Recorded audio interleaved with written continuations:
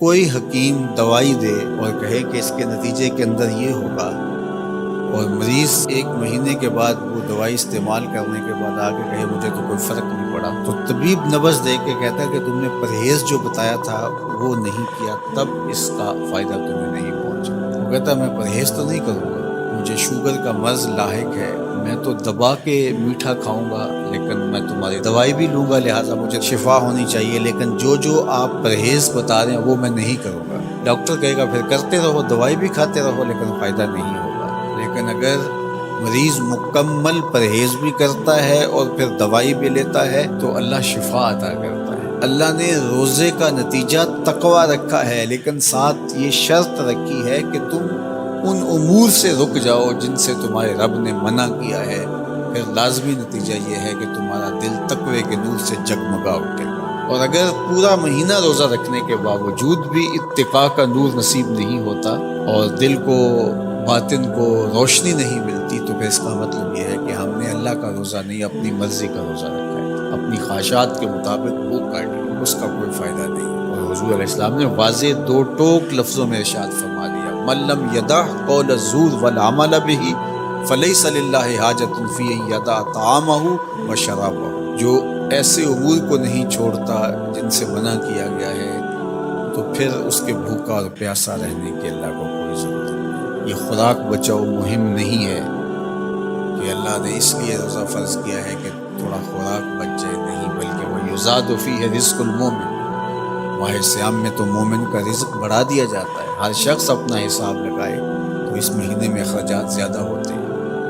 تو یہ خوراک بچاؤ مہم نہیں ہے، بلکہ یہ تقوی کے حصول کا ذریعہ ہے مہینہ۔ اور اس پورے مہینے میں اگر ہم اپنے آپ کو بچائیں گے، اپنی زبان کو بچائیں گے، سب سے زیادہ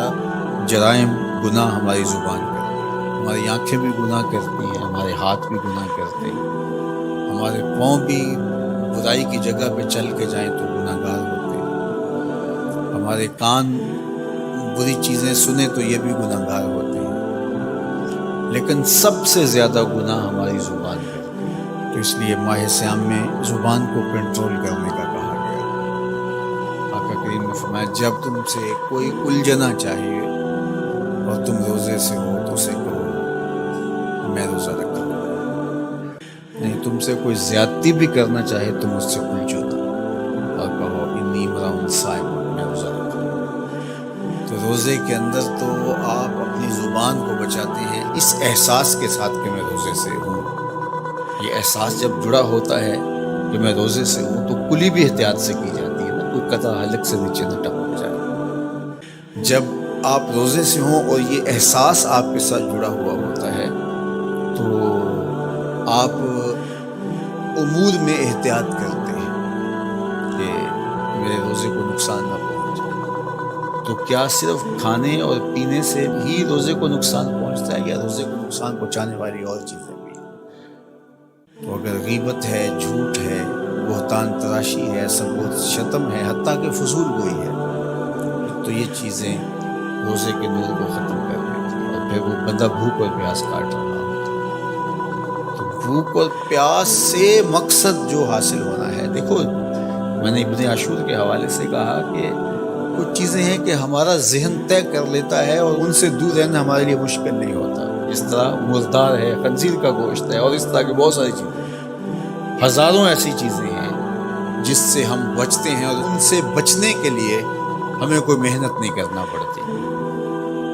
وہ کہتے ہیں ہمارا مائنڈ کلیئر ہو گیا کہ یہ حرام ہے، یہ گناہ ہے، ہمارے رب نے منع کیا ہے،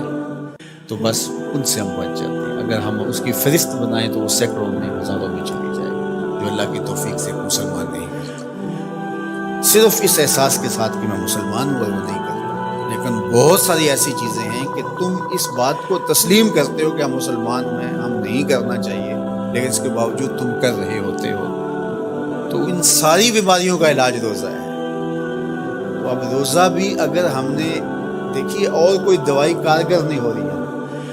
تو یہاں روزہ چاہیے، اور اس دوائی کے ساتھ بھی اگر پرہیز نہیں کریں گے تو بیماری تو بڑھتی رہے گی، تو آہستہ آہستہ جو ہے وہ بیماری جڑ پکڑ جائے گی، پھر بہت مشکل ہوگا نکالنا۔ تو روزہ ان ساری بیماریوں کا علاج ہے جن کو ہم ختم نہیں کر پاتے۔